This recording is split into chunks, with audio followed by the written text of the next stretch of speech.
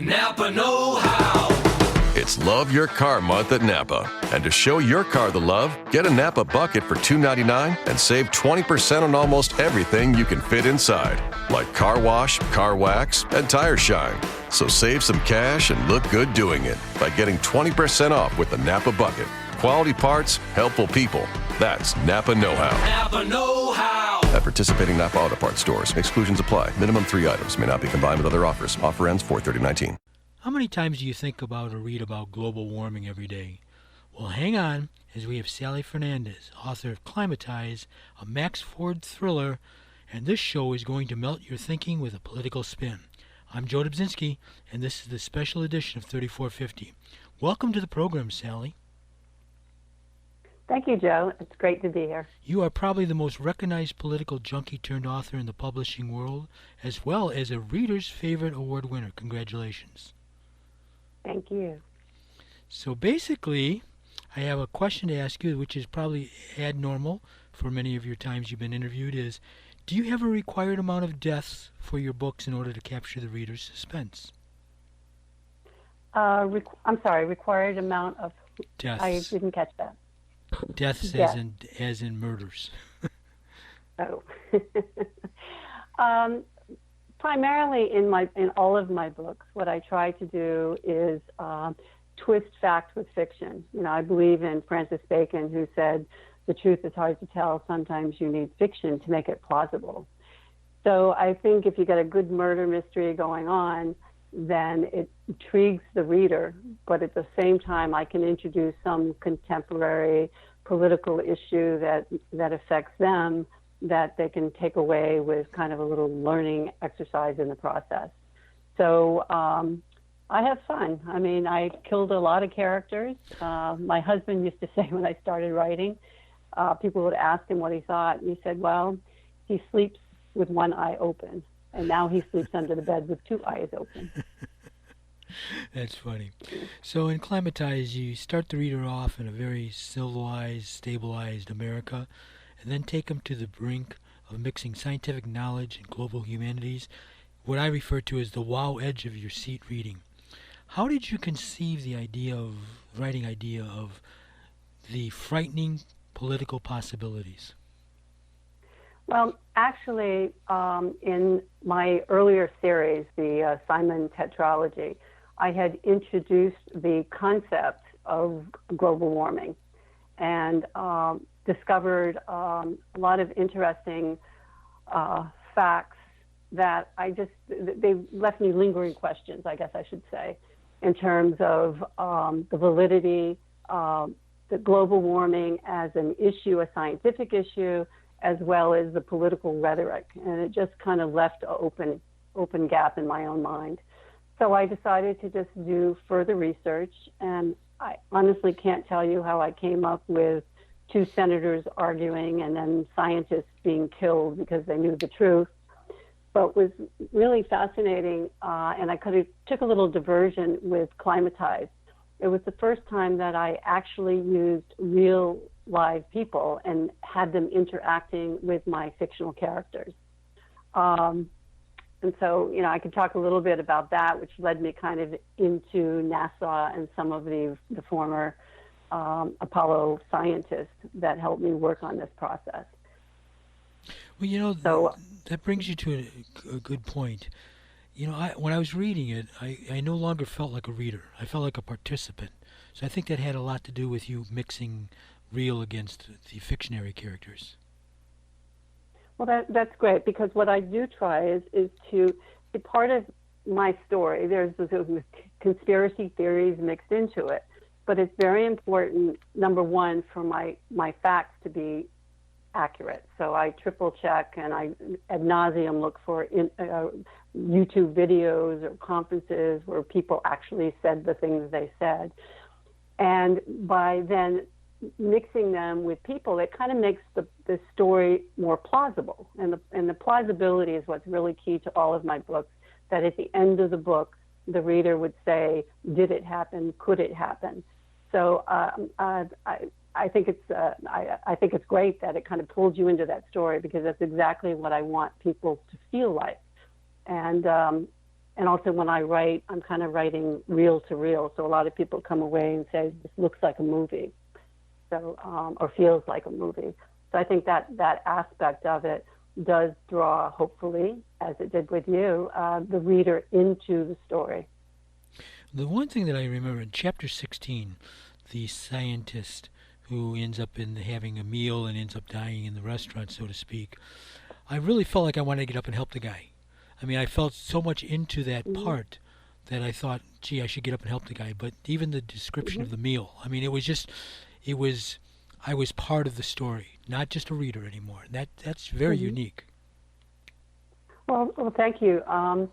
For me, because I mean, I'm a political junkie, so that kind of determines my genre. But I also love research, and so when I took that scene, I had to find a restaurant, and it was for Jonas von Baumer, so he was my German scientist, and I had to find a German restaurant because he had just shown up at the hotel and he needed to go and walk. So I wanted to describe the walk, make sure it was clear. So I'm, doing the research, finding a German restaurant that's near the hotel. I put him in. I had pictures of the restaurant, so I knew the green door and what it looked like. I had pictures of the inside of the restaurant, so I could kind of envision him sitting there listening to, the musicians. And then I had to research what kind of meal would this German gentleman want to have from the homeland, and what would he say, and what cocktail would he have. So I just love the research, and one thing leads me to another. So it kind of goes back to my visualizing, and I can feel myself sitting in that restaurant with Jonas and seeing what he went through. So it's kind of in my head, and I just kind of try to project it on pages. It's funny, as I was reading it, and then I believe it's chapter 21, the thing that told me Max was in an elevator, and you said the elevator music statement, and for a moment I was in the elevator, and that's, I mean, to work up to that reading before that point, where she was jumping getting in the elevator, and the elevator music was there, it was just kind of like, it really did, and then you realize that you're reading a book. Well, thank you, Joe. I mean, that's one of the greatest comments I've received. Well, it's kind of a strange comment, but I love a book that will keep me as a participant and not a reader, because you can read a book, but in order to involve yourself and understand a book, you really have to be part of the book, and I think that that's a big deal. So let me ask you this: you have been all over the world in travels, and you've done different adventures, stuff like that. It seems to be a big part of your writings. Where did you feel the most ideas for your stories? And can you give my listeners an idea of how one of them adventures might have played into Climatize? Okay. At the time I was writing Climatize, we were living in our home in Italy. And so parts of the scene actually take place in Sarasota, Florida. But then, of course, Max has to find herself in Italy, has to find herself in Gaioli and Chianti at the Campanella Winery, where we spend a lot of time and are very good friends. And so we stayed there. So we stayed in the various rooms at the inn. So I knew which room she was actually in, and that was the room that we've stayed in the past. I knew the people that are in the story. Valentina, she always takes care of us when she's there, and Juliana, the cook. So it was able to describe Gaioli, Chianti, the drive to Campanella, because those are things that I had done. So I love to incorporate some of my own experience. And actually my very first novel, Brotherhood Beyond the Yard, I had them running through the Vasari corridor in Florence, which is you have to do by private tour, except we were able to get one of the Uffizi artists take us through the tour. So I was able to describe something that very few people get to see. So it's always fun for me to take my experiences and give the reader an opportunity to maybe vicariously be living there and experiencing that at the same time. So do you, when you're out doing an adventure, traveling, or just living in a different country, do you have a tendency to see something and then maybe take a picture of it so you remember, like, does a story come to you as you're seeing a particular thing? In many cases, I guess most, because all of my reading, is more geared to U.S. politics.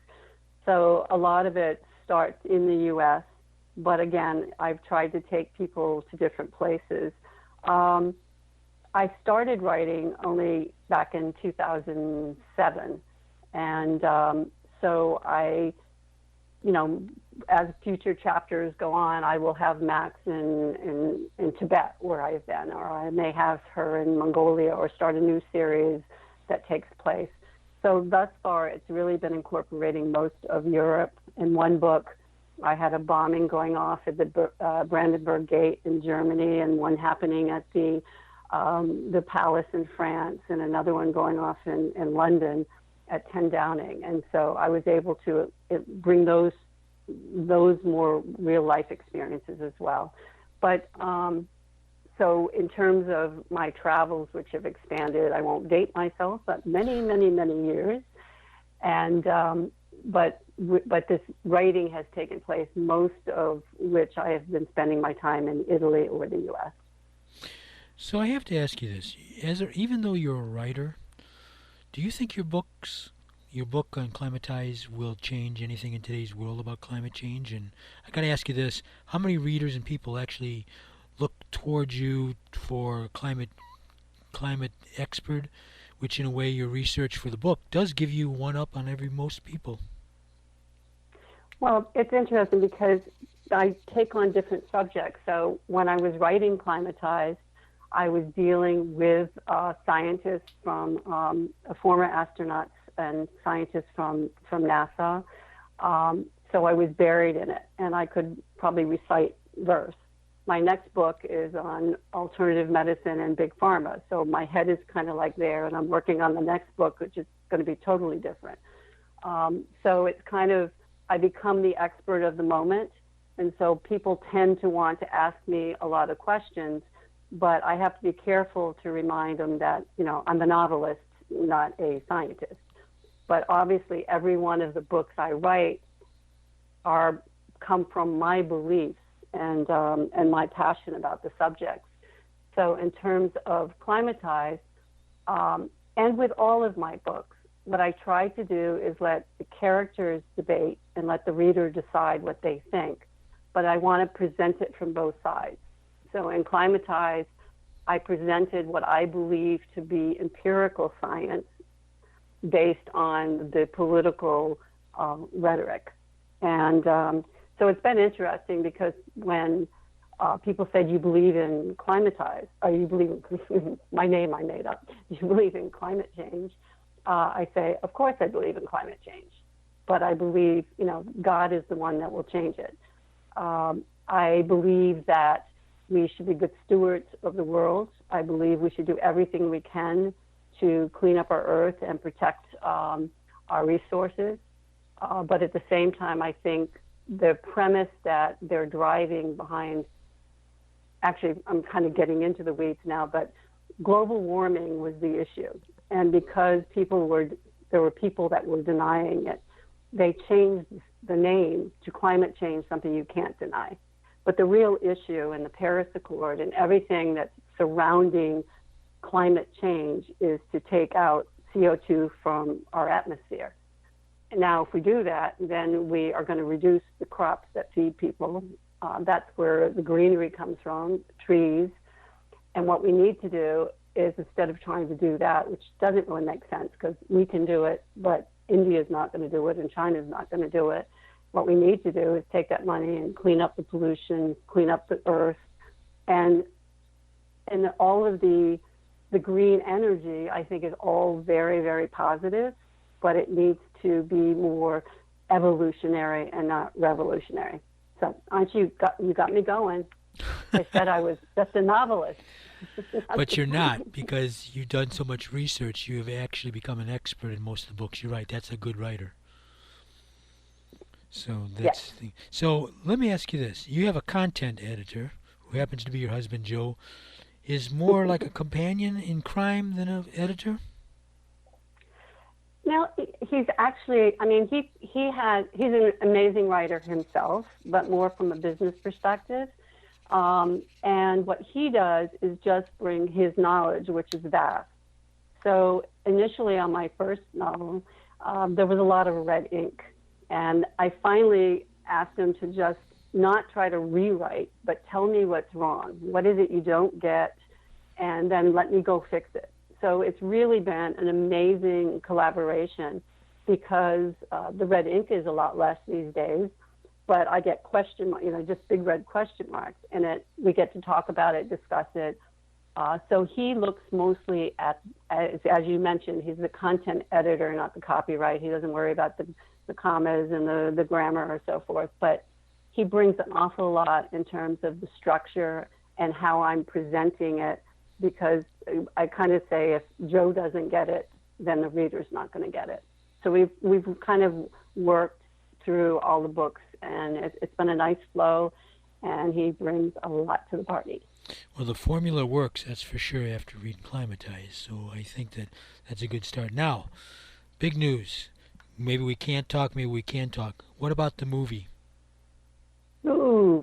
and I got to ask you one more question. Is Al Gore in it? I would love to have him see it if he wants to play a part. He's more than willing. In fact, one of my characters is named Erog, Gore spelled backwards.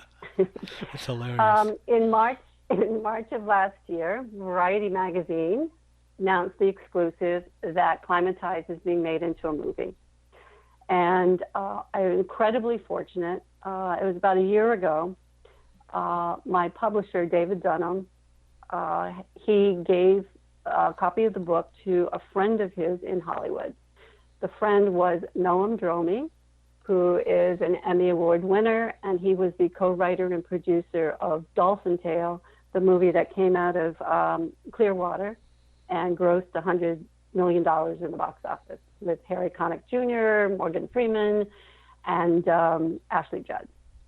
So Noam gave the book to a friend of his, Evan Green, who just recently stepped down as the chief marketing officer for the Recording Academy that produces the Grammys.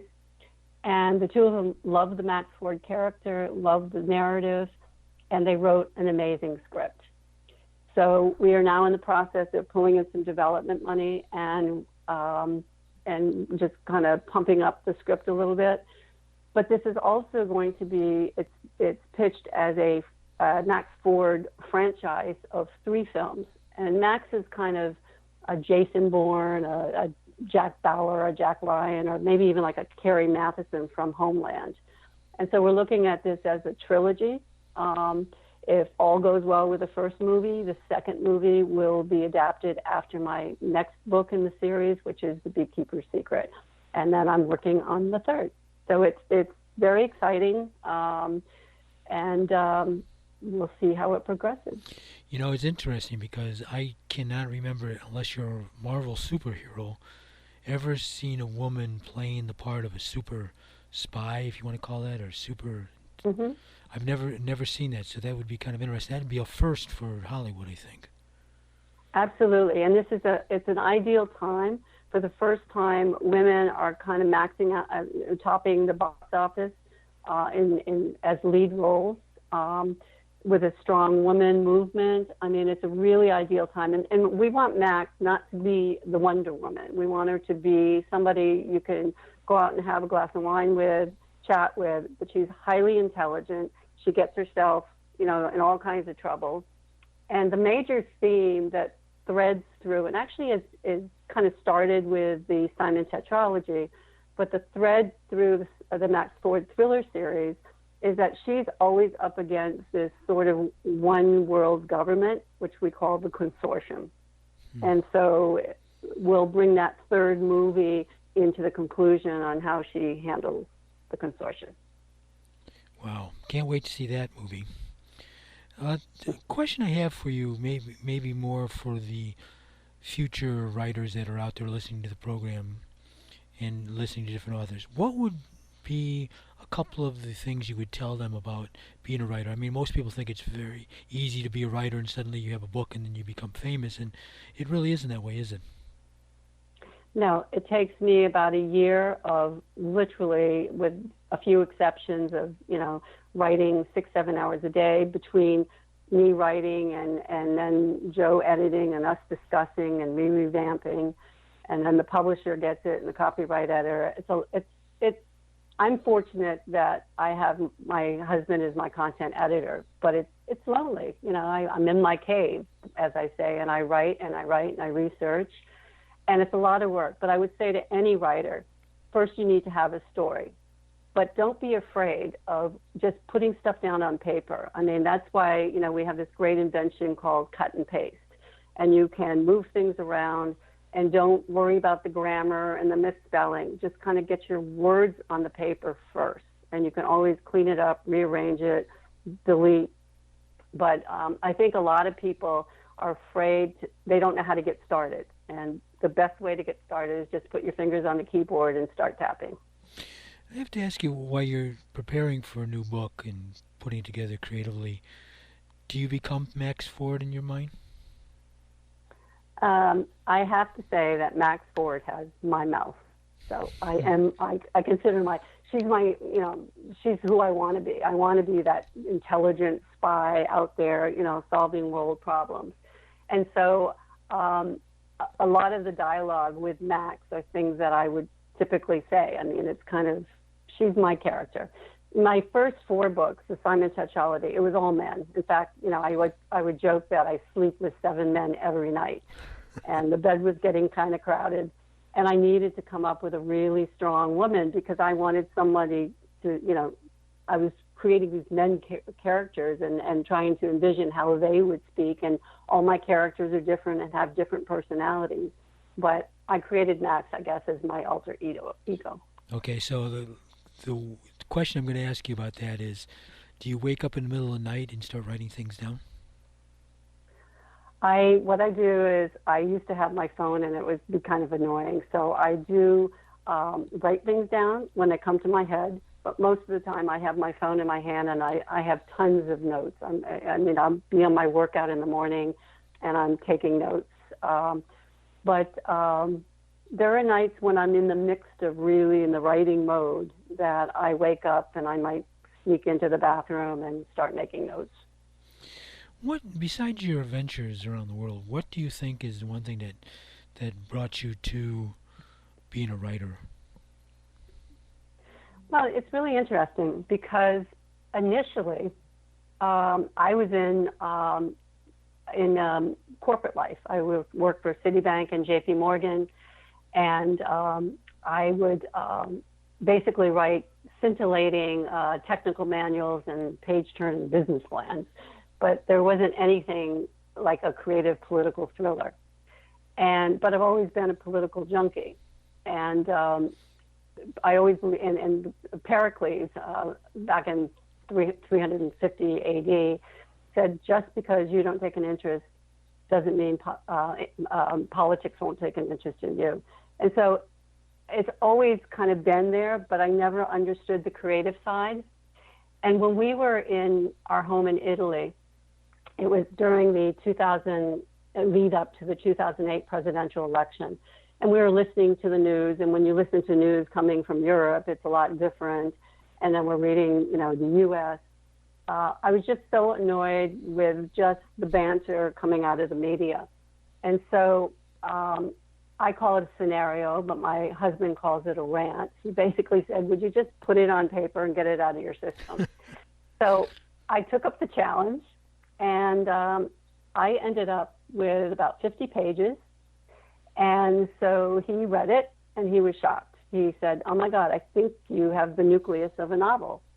So I decided, because I discovered this love for creative writing. I've always loved research, and being able to combine the two was so important. So I just went back to the keyboard, and I never showed him anything else until I finished 88,000 words later, and I had actually written the novel. So that was how it got started. And I wish I had discovered this love for creative writing years and years earlier. Well, you do an outstanding job of it. The Climatized book, is it available as an ebook as well as audiobook? Yes. Okay. It's on Kindle, it's Barnes & Noble Nook, it's iTunes or Sony, Apple, yeah, everywhere. Well, thank you, Sally, for being with us today. I really thoroughly enjoyed it. And you will keep us and my listeners informed if the movie comes out? Absolutely, absolutely. Great. I will keep you posted. Thank you. My guest today has been Sally Fernandez, author of Climatize and the Max Ford thrillers.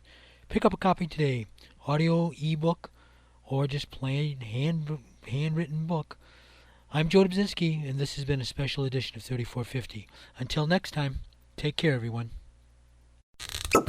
Springtime tips and fun facts from Paul, Kristen, and Dexter at Total Wine & More. Garnishing your ham with pineapple? Pair it with a delicious Chardonnay to make their taste buds swirl. Deviled eggs are even better when paired with a light, dry wine like a bubbly Prosecco or a Pinot Grigio. For me, nothing beats recommending a great wine. And with such an extensive selection, I can help you find the perfect one in your budget. Whether you're hosting or just bringing the wine, Total Wine & More has you covered with 8,000 wines, 3,000 spirits, and 2,500 beers at always low prices. Cheers! This is firefighter Raphael Porriette for Firehouse Subs. Introducing new Firehouse Pairs. Pair your favorite small sub with a signature side, like the awesome 5-cheese mac and cheese. And remember, a portion of every purchase at Firehouse Subs goes towards helping first responders. Firehouse Subs. Enjoy more subs, save more lives. Participating locations only, Firehouse Subs will donate a minimum of $1 million in 2019 to the Firehouse Subs Public Safety Foundation by donating 0.11% of every purchase.